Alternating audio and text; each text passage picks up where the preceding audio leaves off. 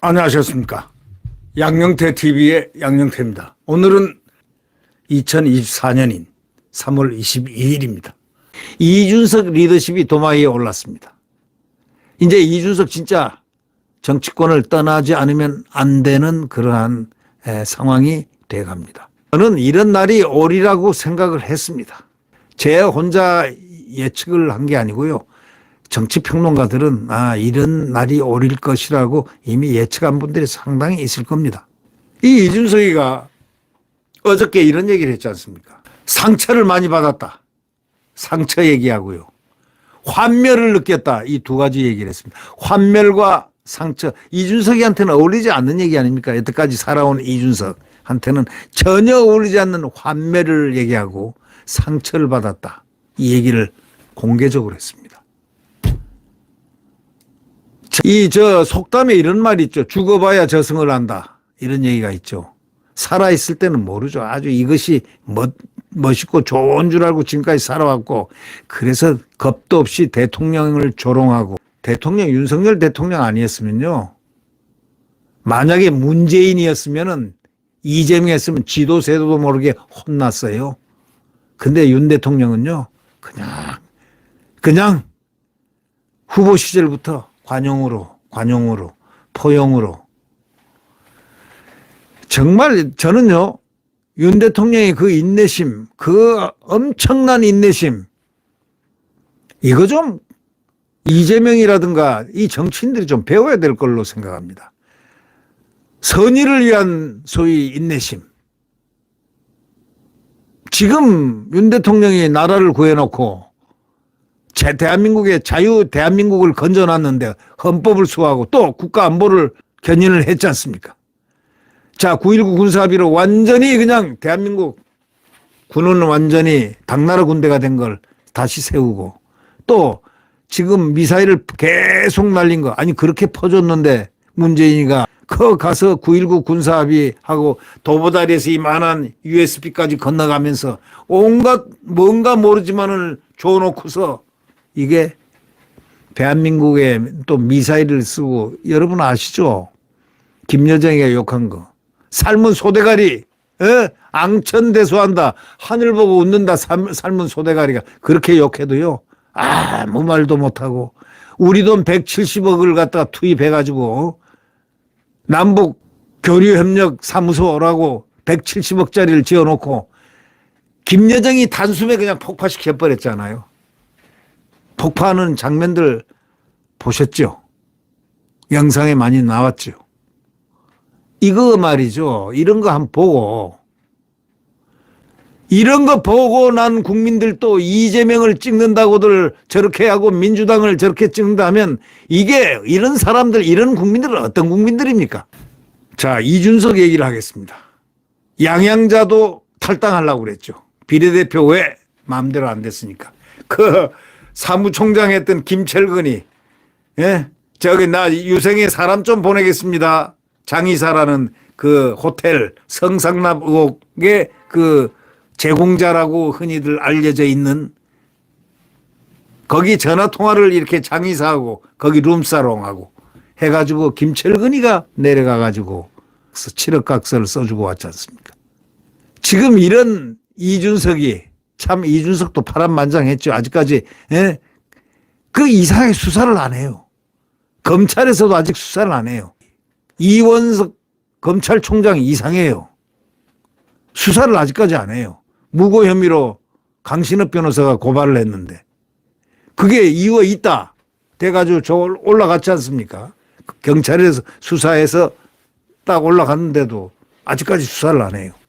그런데 이준석이가 이제 드디어 개혁 신당을 만들어가지고 스스로 이제 국민의힘에서 우리 힘에 빠쳐도 욕하고 대통령을 욕하고 해도 대통령은 가만히 인내를 하고 이렇게 지났는데, 할 수 없이 지가 국민의 비판 속에 들어가게 되니까 스스로 나가가지고 개혁신당이라는 걸 이제 만들었는데, 하여튼 이제 자기는 지역구에 나갔습니다.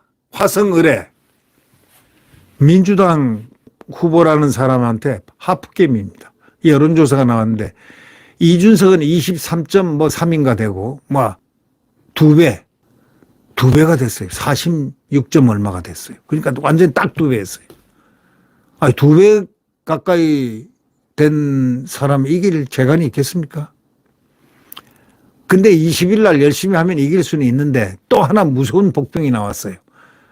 이준석은 그걸 갖다가 자 30대 거기 유권자 연령이 평균이 34세입니다. 내가 먹었다 하고 큰 소리 쳤죠. 2030이니까 자기가 대표자인 줄 알았는데 완전히 물을 먹어버렸습니다.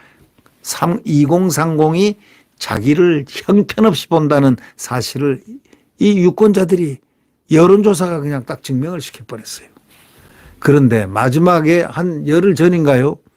국민의힘에서 영입인재 한 사람을 딱 걸러 보냈는데 그 영입인재가 인재에 들어간 사람은 이준석하고는 한 반게임, 하프게임이 나와야 될 거 아닙니까? 여론조사가. 아니에요. 비슷했어요. 오차범위 2% 차이, 2점 몇 퍼센트 차이밖에 안 됐어요. 자, 그 사람이 누구냐? 나이는 이준석보다 한 살밖에 많지 않은 2030이죠. 만으로 2030입니다. 거기다가 동탄 신도시에서 10년간 살은 사람입니다. 아니, 10년 살면 원래 토백이라고 합니다. 10년 살면 토백이라고 하는데 동탄 토백이가 됐습니다. 근데 더 중요한 거는 이준석이가 내가 그랬던 반도체 자기가 뭐 반도체 뭐 해봤습니까? 근데 양양자가 반도체 하니까 따라서 반도체 하고 했는데 진짜 거기 바로 그 지역 삼성전자의 반도체 소위 말해서 연구원을 10년간 했던 젊은이가 한정민이가 딱 들어갔어요. 아, 이준석 그러니까 뭐 듣보잡이죠. 왜? 듣도 보다 못한 참패가 예상되는 지역입니다. 그러니 이준석이가 이것도 안 되고 저것도 안 되니까 왜? 비례대표 해가지고 김철근이도 빼고 뭐 이것도 빼고 다 뺐단 말이죠. 그러니까 김철근이가 딱 나가면서 나는 여기까지다. 여기까지입니다. 이준석이가 대통령에게 윤석열 대통령에게 보란듯이 당대표 하면서 나는 여기까지입니다 하고 나라샤 해가지고 울산으로 도망간 적이 있었죠. 약 올리면서. 그 중요한 후보 시절에 말이죠. 그걸 아주 김철근이가 딱 보여준 겁니다. 자기 신복이 야 이준석 봐라 이런 뜻이죠. 여기까지입니다. 딱 하고. 그 사람은요. 이준석의 모든 걸 다 틀어쥐고 있는 사람입니다. 네. 알아서 기어라 이 얘기죠. 나를 비례대표 빨리 해서 앞에 순번에 넣어 이런 얘기 아니겠습니까? 안 그러면 당신 여기까지야. 이 얘기 아니겠습니까? 그리고 양양자도 반도체 기술자를 넣어라 하고 탈당을 했는데 탈당을 하겠다는 의미심중한 탈당을 하지 않고요. 얘기를 했는데 이제 봉합이 된 모양입니다. 그렇게 늦기로 된 모양입니다. 선대위가 아직 구성이 안 됐습니다. 네. 이준석 리더십이 도마 위에 올랐습니다. 총선이 19일 전인데 선대위를 출범 못 시킵니다.